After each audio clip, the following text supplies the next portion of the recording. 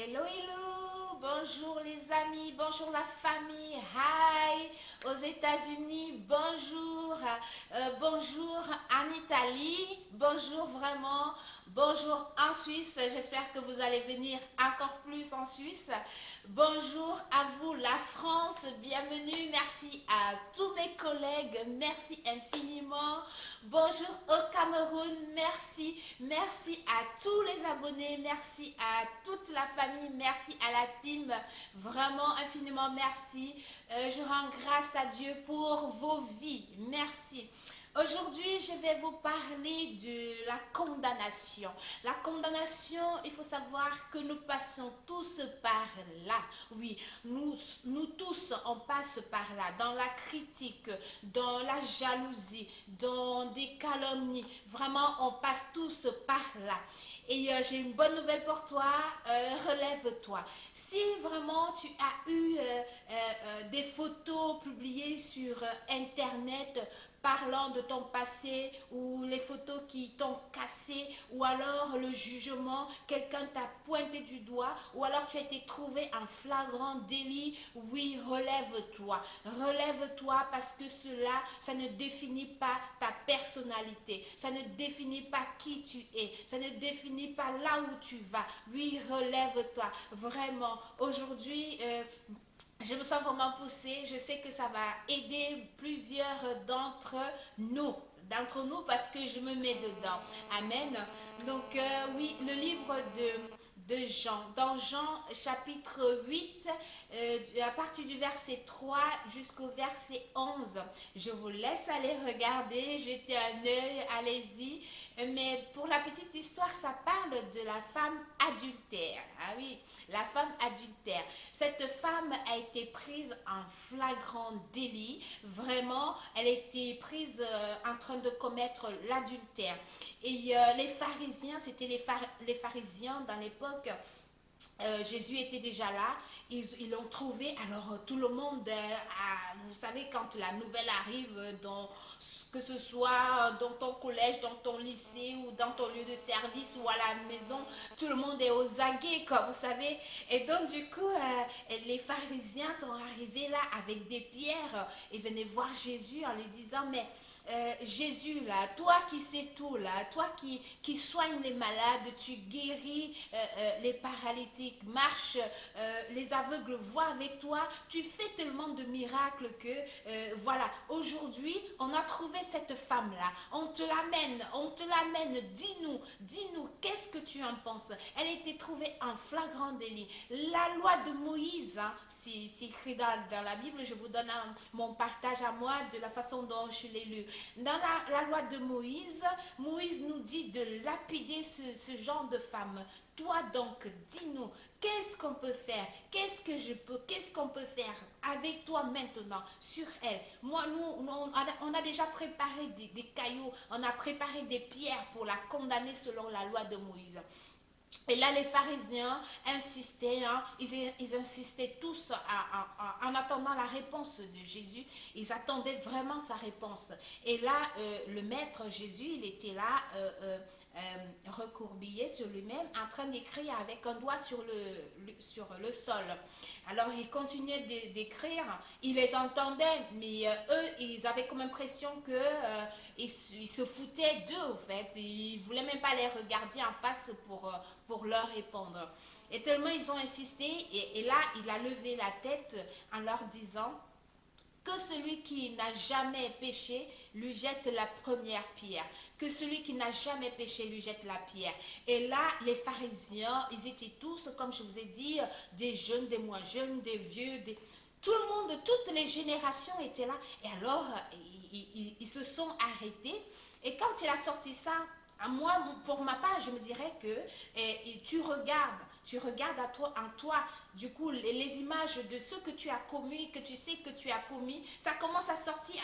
Et comme ils étaient ensemble, ils ont commencé à voir leurs fautes, leurs péchés qu'ils ont fait et tout. Et là, ils ont fait demi-tour. Et ils ont fait un à un, la Bible dit, du plus vieux au plus jeune. Du plus vieux au plus jeune. Vraiment. Un à un, ils ont commencé à partir, à laisser la pierre et à partir. Et donc, quand ils sont partis, le Seigneur Jésus-Christ est resté avec la femme et il a levé la tête et lui fait femme. Elle répond, oui mon Seigneur, où sont-ils? Et elle dit, ils sont partis. Il lui demande, personne t'a condamné? Il dit, ben non, Seigneur, personne ne m'a condamné. Et là, le Seigneur lui dit, moi non plus, je ne te condamne pas. Yes, moi non plus, je ne te condamne pas. C'est ça la différence. Là où tout le monde va te condamner, là où tout le monde va te jeter la pierre, là où tout le monde va te dire que non, elle, on va la brûler même parce que ce qu'elle a commis c'est inadmissible. Mais non, il y a quelqu'un derrière toi qui va te dire non, je ne te condamne pas. Il faut savoir qu'il est venu pour nous sauver. Il est venu vraiment pour ne pas condamner. Il est venu chercher des pécheurs. Il n'est pas venu pour les justes. Lui-même, il a dit. Et la Bible dit, il n'y a pas un juste, il n'y a pas un homme parfait, un juste, pas un seul sur cette terre. Il n'y a que Jésus qui a été juste, reconnu juste devant les yeux de notre Créateur. Vraiment, mes amis, c'est quelque chose de waouh. Si tu as été condamné, si tu as été critiqué, si les gens ont voulu, même ils t'ont brûlé, brûlé, je veux dire, dans le feu des épreuves, si tu as été brûlé, si tu as été pointer du doigt et dire que non, on l'a trouvée en train de faire ci, elle n'avait pas le droit de faire ça, regardez, j'ai pris la photo, regardez ce qu'elle a fait, je vous amène ce qu'elle a fait, regardez ce que l'autre a fait là-bas, elle était en train d'avorter, elle était en train de critiquer, elle était en train de boire en plein service, elle était en train de fumer alors que ses parents ne sont pas au courant, elle était en train de faire la prostitution ici alors que sa famille n'est pas au courant. Tout ça, si quelqu'un, si ça arrive à tout le monde, dis-toi qu'il y a quelqu'un pour toi. Lève la tête, ne marche plus la tête baissée parce que tes photos sont arrivées quelque part, parce que c'est pas ça qui définit ta personne. C'est pas cela qui va définir ta personne. Sois celle qui secoue la poussière, soit celle qui essuie les larmes maintenant et qui se lève après. Vraiment parce que tout le monde tombe, tout le monde tombe, tout le monde. François Hollande est tombé en amenant des croissants. Wow, vous savez, pour la petite histoire, sur le scooter, il est tombé, tout le monde tombe. Oui, on est des êtres humains et nous tombons tous. Mais c'est la façon dont tu te relèves. C'est là où ça crée la différence.